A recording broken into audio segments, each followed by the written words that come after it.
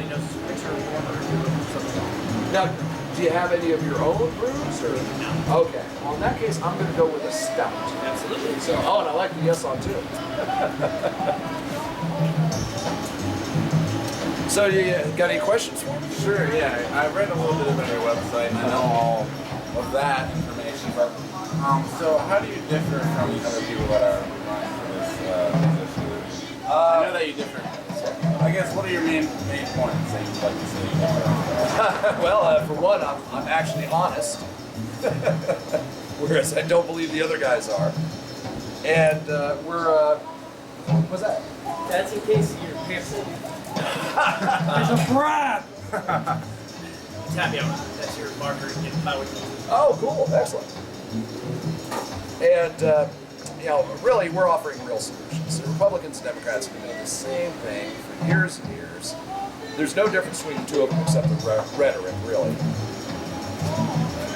And, you know, that's really the secret to it. We're offering both economic freedom and individual liberty.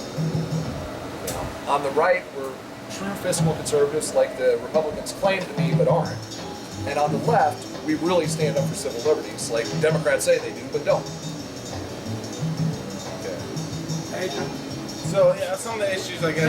Tell him what you told me at Daddy Bones was the first thing you'd do. When you were going to veto every bill. Oh yeah, absolutely. Yeah.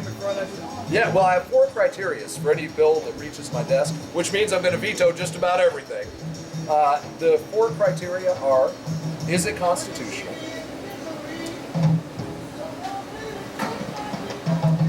Can we afford it? Is it a necessary and proper role of government?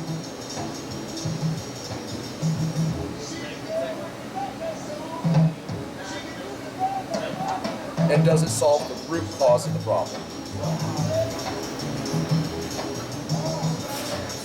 And what I mean by that is, a lot of times, that's good, lion sound. A lot of times government is always trying to put a band-aid on a problem. And more often than not, the root cause of the problem was created by government to begin with. So I think Penn Jillette said it, and I agree with him 100%. You know, I look at government and say, is there a way that we can solve this problem with more freedom instead of more government? And I think that's just a tenet of the libertarian philosophy. Can you give me like an example of that? Oh yeah, there's tons and tons of examples of that. You know, basically a lot of things that we're facing right now. The war on drugs is a perfect example. You know, we've been fighting the war on drugs for decades. We've spent trillions of dollars on it. We've put millions of people in prison, and we still have a huge drug problem. So maybe the solution, instead of you know, fighting harder and putting more people behind bars and spending more money and taking away more people's freedom, is to just say, hey, people, you know, let's treat this addiction like a medical problem, but let's let people be free to make their own choices about what they want to put into their body, so long as they're not harming anyone else. And all of a sudden, what you'll find is the associated criminality goes away with it. The you know, the black market, the drug gangs, that all disappears. And you know, history is a perfect example of that, because the only time we had people killing each other in the streets over alcohol was during Prohibition. You know, Prohibition actually created what we know today as organized crime. I eat the mafia. Yeah, exactly. So, What about on issues like education? Education, you know, here's the thing. A lot of people say, well, we need to spend more on education, We're currently spending $12,000 per K-12 student per year. It's a crazy amount of money. The problem is not the money we're spending, it's that the money is not getting to the right places. It's being wasted through bureaucracy. It's being misappropriated to sweetheart contracts to, in one case, to Jeb Bush's brother. That's the ACT. Yeah. I mean the FCAT. Yeah, FCAT. Well, now that we've passed Common Core, we've essentially doubled down on the FCAT. And really the solution is, with education, to go local. You know, we have elected school boards that we should allow them to set the curriculum. we should make sure that the money gets to the classroom. Because if that $12,000 per student per year was making it to the classroom, you know, we'd have $250,000 for every classroom in the state of Florida. But instead, it's being wasted through each step of the process. You know, there's no reason that we can't pay teachers a great salary, make sure they have enough money so they don't have to go to Walmart to buy school supplies, and still have music and art and sports and all the other things that go along with it. I mean, $12,000 per student is plenty of money if we get it to the local level. That's what we need to do. So to be managed maybe locally so that the people that are involved in the school system is really managed budgets as opposed to federal. Exactly. That's what's happened now. We pushed so much authority from the local school level to the state level, and now we're pushing it to the federal level. We need to reverse that process. And during that transition of pushing everything up to bigger government, the quality of education has gone down. We're doing a disservice to our kids, and we're spending more money and getting worse results. Let's get everything back local. And the other side of that equation is, if you've got a problem with your children's curriculum or your local school, you pick up the phone and you can get your school board member on the phone. You can talk to them, have a conversation, and change things. If we flow everything up to the federal government, there's no way you're going to get in touch with them. I ran for the school board down here 2 years ago.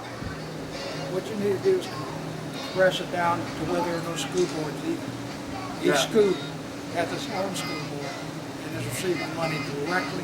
I guarantee you got the same problem with the local school board, this one anyway, as you've got with Tallahassee. Well, I think you can get there eventually. You hear what I'm saying? Oh yeah, I do. If you get it to the school board, you have not gone far enough down. Yeah.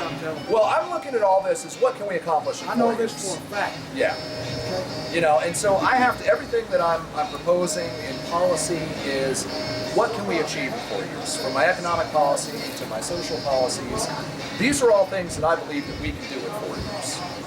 So I got a quick question. What about my wife being she's a marine science teacher in public school, 17 years.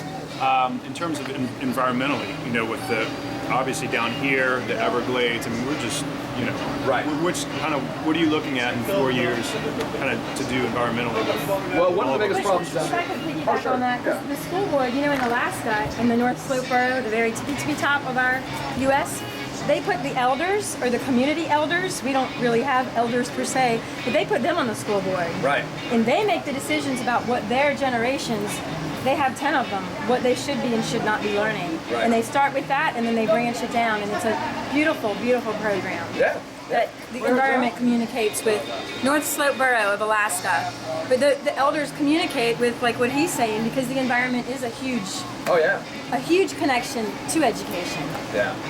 Well, I can tell you right now, the politics of environmental policy are about money at this point in time. And that's another area where I talked about, you know, fixing problems solved by government. With the, you know, the St. Lucie and the Indian River inlets and the Caloosahatchee being polluted by the Lake Okeechobee discharge, all of that was caused by the Army Corps of Engineers and by federal government intervention. The reason that they have to discharge water from Lake Okeechobee is because they basically created a giant canal for Central Florida. So all of the stormwater runoff is going into this super highway for water, if you will, and flowing rapidly down into Lake Okeechobee. It surpasses its flood banks, the Army Corps of Engineers opens them up, it goes through more man-made canals and ends up in the Caloosahatchee and the Indian River and then St. Lucie lagoons. And it's killing the manatees. It's killing everything. Yeah. But they want to open, the people down here, they want them to open it back into the Everglades. Yeah, and see, that's the wrong solution. Plan 6 is a disaster. Kill the rest of it. What you need to do, So what's your solution? the solution because is, the environmentalists don't have the technology to clean up the water. right, well, we don't need to clean up the water. So Here's what's the your thing. solution? The solution is to undo the damage that the Army Corps of Engineers has done. The Kissimmee River Basin is a natural floodplain.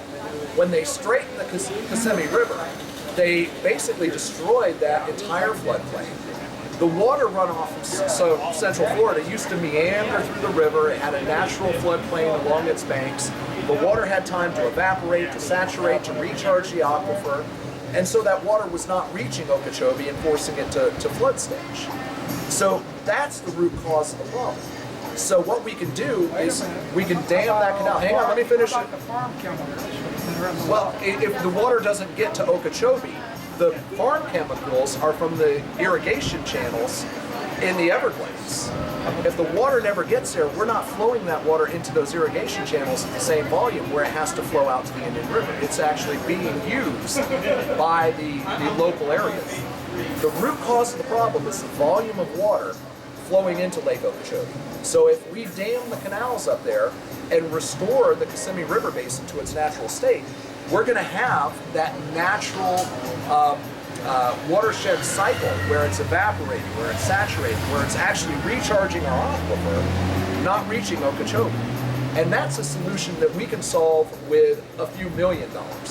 Plan 6 is actually just more Band-Aids on the problem created by government, and it's going to cost us several billion, perhaps even tens of billions of dollars to do this.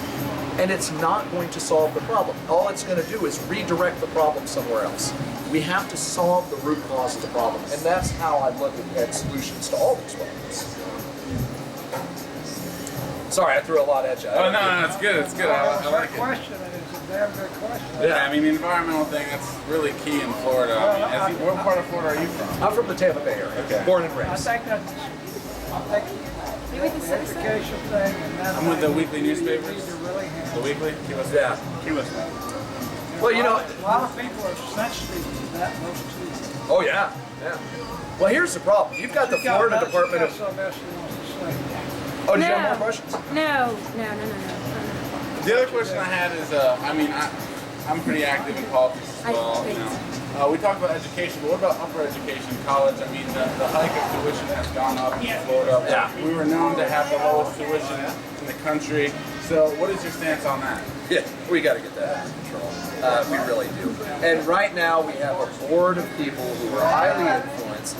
You know, we've got this hybrid right now between public, private, and everybody's looking to make a profit on this, and everybody's looking to, you know, inflate the rates, and it's not necessarily necessary. You've got a lot of private institutions right now that are actually coming in less than the cost of state education, and yet we're still subsidizing them. So you can't have a scenario where you have this huge for-profit industry that's also being subsidized by the public. We should do one or the other. And I think in general, privatization is the right way to go, but there's certain segments where privatization is not the right answer. For example, one of the things I'm vehemently opposed to is private prisons. There should never be a profit motive for taking away someone's freedom. But the solution to higher education, I think, is the introduction of more competition, finding creative ways to take control away from the, you know, the board of governors and the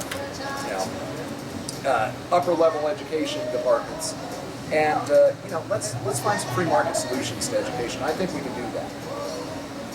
Okay. Let's go to another question now. It's the same kind of questions that we have with every governor. We talk about education, so let's talk about the military now. I mean, Sure. We have a lot of bases here in Florida. Right. What is your stance on that with the military? Is there anything that you do differently with that, or? Well, you know, there's when you're talking about U.S. military, there's not a whole lot a governor can do in that regard because obviously they're managed by the Department of Defense, by the federal government. I can tell you in regards to the Florida National Guard, which the governor does have a certain amount of control over.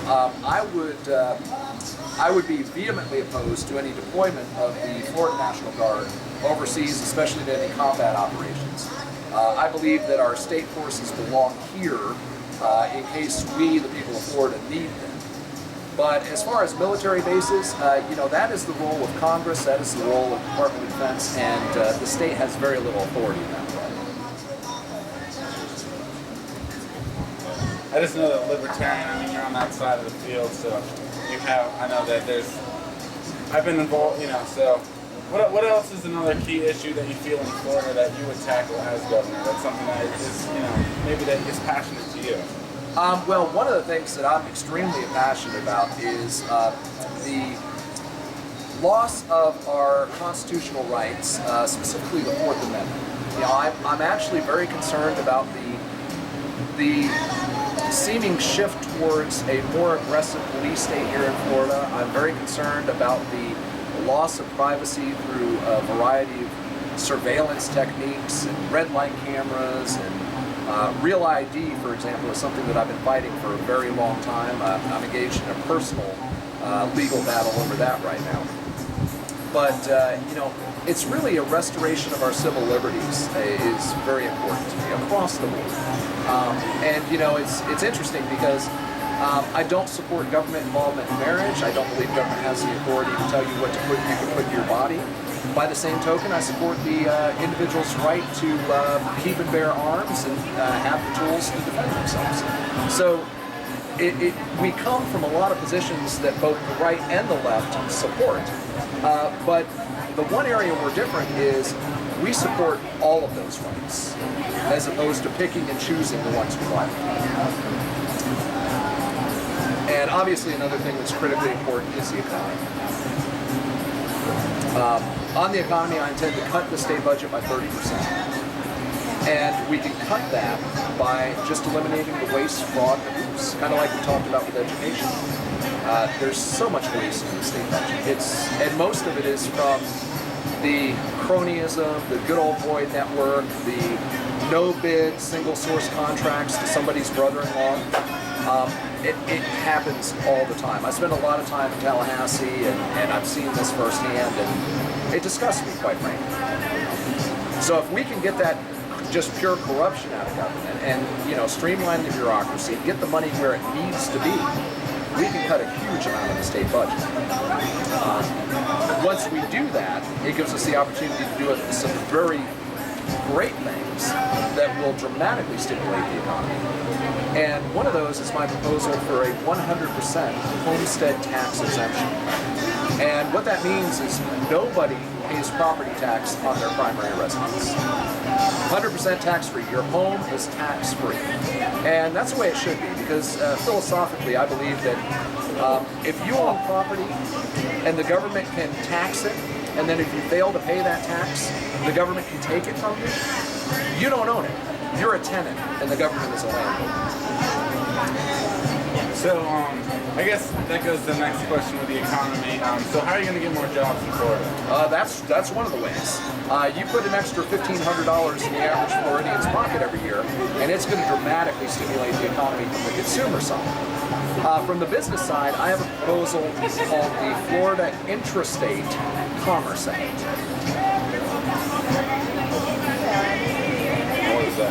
What that says is, and that relies on the 10th Amendment to the United States Constitution and the correct interpretation of the Commerce Clause. But what that says is that any business that operates exclusively within Florida's borders, the federal government has no constitutional authority to regulate in any way. The Commerce Clause was established to regulate commerce between the states, not within the state. So what we'll do is we'll essentially say that any business operating exclusively within Florida will be completely immune from any federal regulation whatsoever. And one of the reasons that's important is I go around the state talking to small business owners all the time, and I ask them, what can we do to help you create jobs, to stimulate the economy, to you know, make sure that the economic engine of Florida is booming.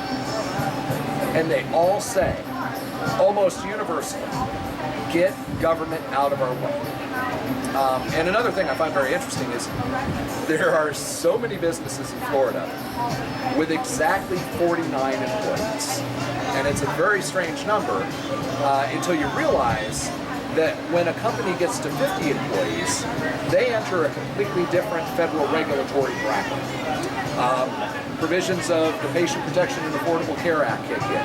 Other federal regulations kick in. And I've actually had business owners tell me that they need to hire 10 people, but they're staying at 49 people, they're keeping their business smaller because the cost and the headache of complying with all the federal regulations makes it not worth it to expand their business.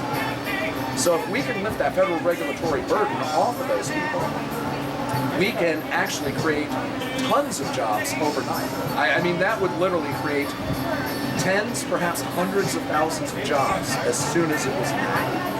And even corporations might want to put their headquarters here in Florida. Oh yeah. As opposed to in other states. And I know they're doing it overseas now. Yep. Because of the tax regulations and all that too. Exactly. Are we getting ready to have? It makes us a tax and regulatory haven for the rest of the world. Are you going? Is Florida going to succeed from the union? Is that what? I hope not. Talk Republic. But I have to say, Well, I mean, that is what it's going to take to pull that one off. I don't think so. You know, other states have actually started to do this. Like, for example, Kansas did an Interstate Commerce Act on firearms. So Kansas said any firearm that is manufactured in Kansas and sold in Kansas is immune from any federal firearms regulation. And the federal government did challenge them initially, and Kansas held their ground, and the federal government backed off. Oh yeah. Well, I'm glad you got some more examples like that. You can see, I mean, look at legalization of marijuana in Colorado. That's another example. The state level is in the guns, and I mean guns in Arizona, right? And then guns in Illinois. So it'd be de facto secession. Well, it's not really secession, but Yeah, it is. it's nullification is a better term. The states have the authority to nullify any unconstitutional federal law, and that's what we're doing. And that's what capitalism is kind of based on. I mean, back to Socrates, people would gather at their own, their own city-state, with the town involved. And it would be on a much more micro level as opposed to it is now, with the federal overseeing everybody. Right. So every single city and they all have their own issues and problems that they can tackle independently. Exactly, and that's the right way to do it. Because once you start flowing everything up to a higher and higher governmental level, you get a one-size-fits-all approach, and it rarely fits all. And so when we can move things down to the state level, down to the local level, we're doing everybody a better service because we're providing, what's the old saying? The closer you are to government, the better government serves you, or something to that effect. I'm paraphrasing, I can't remember who offered that. But that is the concept. Are you in favor of the legalization of marijuana across the board in Florida? Yes, across the board. Call it Florida Gold and ship it to Brazil and Yeah, why not? Colombia and Mexico. Hey, it's worked in Washington and Russia and China and Thailand, all those places. Well, yeah, sure, we can export it Become a great wherever. cash crop, hard currency. Yeah. So I have a little bit of a shift to a specific issue. All aboard Florida, Right. the train system. While there's a lot of benefits to that, just being in Palm Beach County for 17 years, there's some real specific impacts that's going to have to residents in terms of increasing the traffic, train traffic through residential neighborhoods, and that's a great concern to a lot of people. Restaurants. So at restaurants and all kinds of impacts. At the same time, I mean, understand the benefits of having a high-speed rail system. But what's your take on all over Florida? What are you going to do with it? What do you think? I'm vehemently opposed to it. There's a couple of factors in play. And again, we can look at another example, Tri-Rail in South Florida. For every rider on the Tri-Rail system, the Florida taxpayer loses $4. That's how heavily it's subsidized. Coming down here, down to the Keys, we passed several Tri-Rail trains, going back and forth, and all of them were virtually empty. Midday on a Sunday, you would think that there would be plenty of people going to shopping or the beaches or things like that. No, empty. And that's the problem.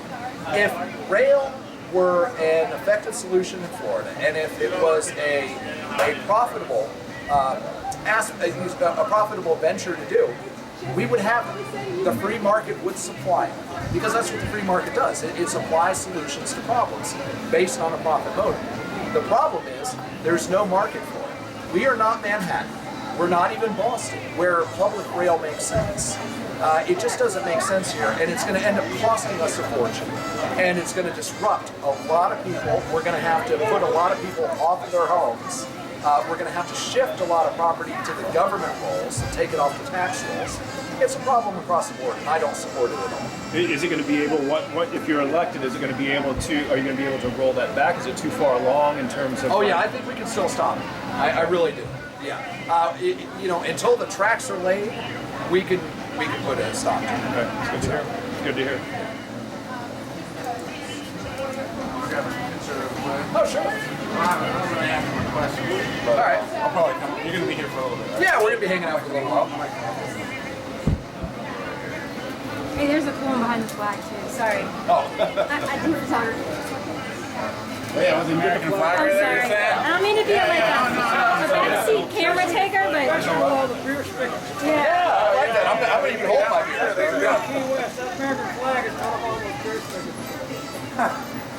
Yeah, Key West, the beer. Oh wait, I'm on video. Sorry. Hey, wait, one more. One more? Yeah, 'cause I was on video. Thank you. All right. Hey, Elizabeth, will you? Oh yeah, can we get a selfie?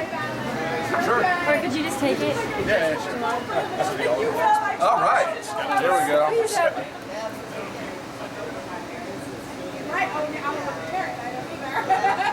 All right, I got a few good ones. All right. I don't like. What are we doing?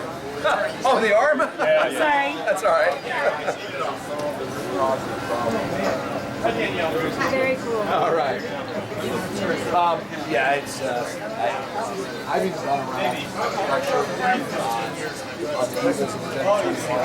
so I wasn't aware of the 750, but I can tell you, I fought like organizations like ICL. It's all part of it. Yeah, yeah. We should never have regional government. We should never have unelected bodies. We should never have NGOs. We should never have PPPs making decisions for people. Period. End of story. And anything that infringes on our property rights has to be stopped. I know, it's all done very low key. It's always fluffy and friendly and hey, sustainability. And that's a good thing. It sounds great. It's sustainability, conservation, environmentalism, that's all a great thing until you realize that it's a backdoor way to implement socialism, to implement a complete elimination of property rights, to transfer land from private ownership to government ownership. That's the problem I have. I consider myself a conservationist. I'm a third-generation native Floridian. I love this state. I don't want to see any environmental harm come to it, and I'll do things to prevent it. But by the same token, we're not going to turn everything over to this, nondescript governmental organization in order to do that. What about offshore drilling in terms of? I'm opposed to it. Yeah, in Florida territorial waters, I won't tolerate it. That one you have to look at as a risk versus reward. And the risk is too great. When we had the BP oil spill, and there were just rumors of oil on Florida beaches, it nearly crippled our tourist economy. So the risk versus reward, I'm also opposed to fracking for that same reason. One serious incident could damage our aquifer, pollute our aquifer, eliminate our primary water source here. So that's a huge problem. Yeah, it's not that deep. No, it's just the risk is just too great for the potential reward. So, but these are decisions we should make on the state and local level, not on the federal level. Adrian, could you just perhaps discuss, the potential benefits and the drawbacks from a voucher system against a fully privatized school system? Well, I think what we need to do is we need to work towards privatization of services. The voucher system is a good interim step, because like I was saying before, we're currently spending $12,000 per year per student for public education, and they're not getting a good education. Whereas, you can take your kid to a great private school for on average $5,000 to $7,000 per year. So it would actually be in the state's best interest, instead of paying $12,000 per student, to issue a voucher for $6,000. The state saves 50%, and the parents have the opportunity to choose the best school for their kids and have it fully funded. So I like the voucher program as a step. When I believe if we're going to have public schools, like I was talking about before, it should be on the local level, probably no higher than the county school board level. Okay. Yeah. Certainly. So, yeah, Common Core is definitely dead if I'm elected governor. So. Now, Jeb Bush isn't going to like that. Neil Bush, who owns one of the companies that provides a curriculum, isn't going to like that. But I think the people of Florida will be a whole lot better off. Yeah. Now we have things like Khan Academy. There's nobody Right. talking about I don't know, like some people, I haven't seen that. What's it called? KHAN, Khan academy. Oh, okay. All right. Yeah. It's like good teaching. Yeah. They go through like elementary to like advanced college math courses, and they could also, I think, be helpful to learning disabilities. Right. Or Homeschoolers, for example. Yeah. or people that in traditional schools where the course is going too fast for them, Right. they can go on their own pace. Yeah. You know, we have such phenomenal technology now. Yeah, I'm still amazed that the increase in availability of information. You know, when we were kids, you know, you're younger than me, but you're probably about my age. When we were kids, you know, if we wanted to know something that our parents or our neighbors didn't know, or you know, grandparents, whatever, we had to go to the library, or some of us had the Encyclopedia Britannica, which were the lucky ones. My parents swung for it. Yeah, but if we didn't have that, we didn't know. You know, that was it. And now we have access to any information that is known to mankind within 2 seconds. It's phenomenal what we have today. So. For $12,000 a year, you can give a kid whatever he wants for learning, and like a mentor for cheaper.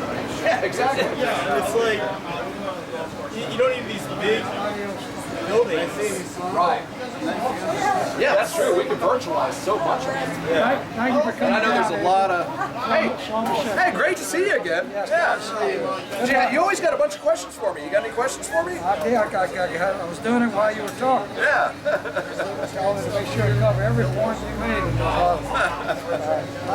All right, take care of that. So I keep asking questions for my wife, but she's transitioning to a charter school this next year in Palm Beach County. So we're taking charter schools because they're kind of these interesting little entities that are kind of free and detached, but they're still attached. Yeah, it's a weird kind of hybrid right now. And I don't know if ultimately charter schools are the best way.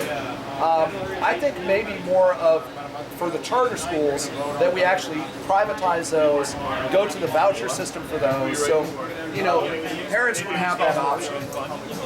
Well, they could be at that point. Yeah, if we were to include those in the voucher system, it would be a whole different environment for them, and they would be fully, you know, funded and potentially even make a profit if they could. You know. Yeah, I mean, almost across the board in the state, they are much higher. I was trying to get grade-wise, you know, Right. the charter schools are now everybody's got it on kind of the same system. They're in for well, at the same time. I mean, it's cool, but how does that reflect on the system? Exactly. Well, I think actually Common Core, the implementation of Common Core, is going to hurt those charter school systems. What it's going to do is, instead of bringing the public schools up to the charter school or private school level, it's going to bring everyone down to the lowest common denominator. And that's a real problem. So, yeah. Adrian, did you say vouchers for private schools? Sure. Yeah. How about Christian academies? Yeah, I got no problem with I that. can't go with that. Well, here's the That thing. violates the U.S. Constitution. No, it doesn't. We Yeah, get separation of church. no. We give the voucher to the parent, and then the parent has a choice. Yeah. You can't do that. No, I disagree with No, you. I agree too. I I've taught in private school for a long time, and it's nice. don't agree with that. Yeah. It's given the choice to the individual. You have to understand, all a voucher is, it's a refund of tax dollars. You know, ideally we would eliminate some of the taxes so the parents just have the money back in their pocket to begin with. I think that's a mistake. Well, we'll disagree on that one. No way, that's because it doesn't matter, especially like having spent so much time up there with the villages and the elders. And Oh, yeah. And the way they're still trying to do the way things used to be done, and it seems to be working Oh yeah. to a certain degree. But I Tradition exists because it works. Yes, right. And people can make a choice. If they want to send their kids to a Wicca school, go for it. Right. Or a Catholic school or whatever. Exactly. It's your choice, and your family, and your elders. Yeah, It's your money. that they're Yeah. taken from us. Right. That's the whole philosophy. We have to stop thinking of the money as belonging to the government in the first place. Because every dollar that the government has, well, I should take that back. When you talk about the federal government, some of it they just created out of nothing. But a lot of the money that the government has, they took from us in the first place. So instead of talking about generating revenue for the government, we should be talking more about letting people keep more of their own money and how they will best use it in their own best interest and the best interest of their own. And so we have to kind of change that mindset. I hate to hear when governments say, you know, it's a loss of revenue to government. Well, any loss of revenue to government means that people keep more of their money. You know, that's a good thing. I'm absolutely certain I'm a better judge of respect. Exactly. Yeah. And you should be. It's your personal money.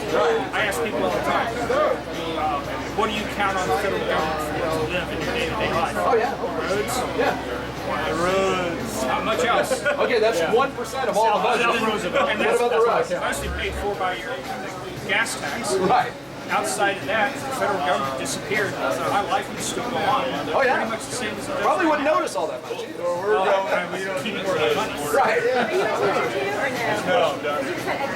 running for Congress, Colorado, Libertarian candidate. So I sort of Googled Florida to see if there was anyone running for Florida, and I found you. Yeah. Yeah, and then saw that you were going to be down here. So. Well, we're really stepping up our game. Yeah. So we're sprinting to the finish line. Excellent. But you know, the good news is it's out of the 3 debates that Scott and Crystal agreed to.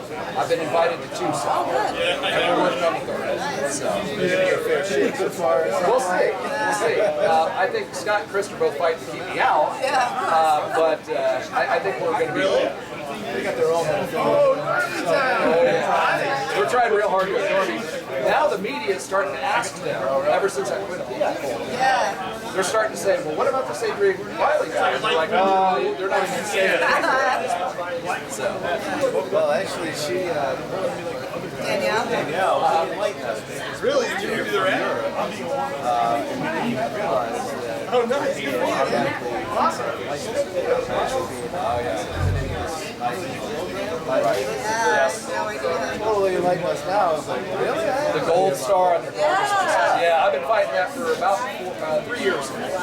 They didn't seem to tell us that. No, we don't. Of course not. Oh, no, they do I don't not. think we had it because I didn't mention it. You just said we have a gold star, and I looked. You have to specifically ask. Yeah. That's why you have to submit all the extra documentation. And you never tell anyone about the biometrics. 3 times because they needed our marriage certificate, our this, that, we got married overseas, and it's like 3 trips to get our license. And that all gets scanned into a Department of Homeland Security database. Very enlightening experience. T-shirt later.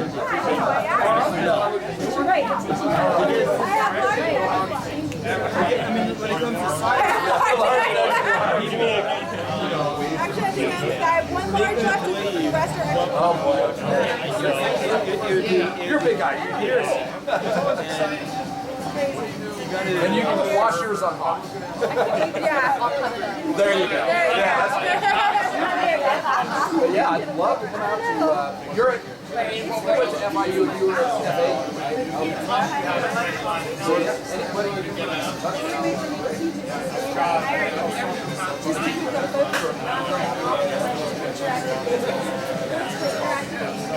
yeah, and it's summer.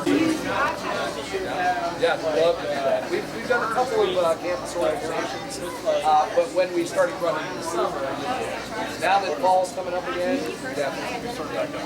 Right.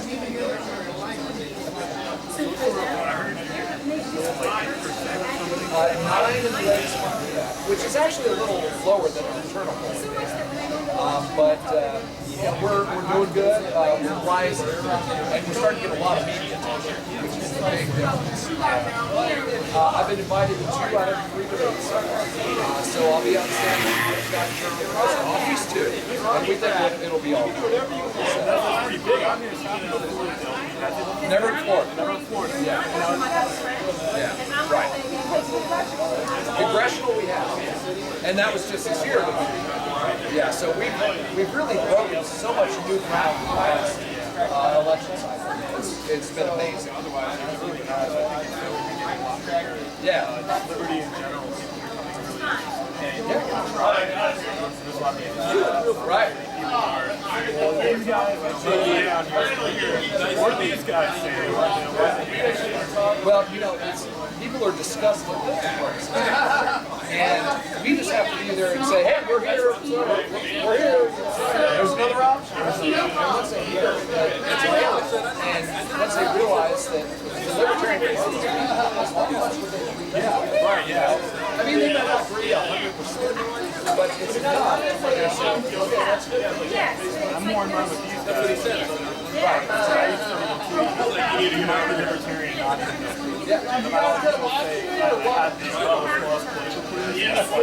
Yeah. And it was funny because you were either like libertarian or you were like completely stated. Right. So, and there was no really Republican. It was like Democrat or Libertarian. Yep. There was no like Republican. So it's interesting. Yeah. That's why I'm a Libertarian. 20 some odd years ago, someone came to me and told us, and I'd never heard of Libertarian before. I'm like, oh, Libertarian. What's that? You know? Right. Yeah. Right. And when I discovered Gary Johnson, I was like, what's this Libertarian movement? So I went online and I was like, okay, believe it. And then it kind of opened up a door for me that was a lot deeper than that. Right. So just to give it about this. Yeah. It's the gateway drug. Right. I go to public. So, Oh yeah, probably. Okay. Oh yeah. I didn't hear about it. I get phone calls on the grocery store on the way home from work.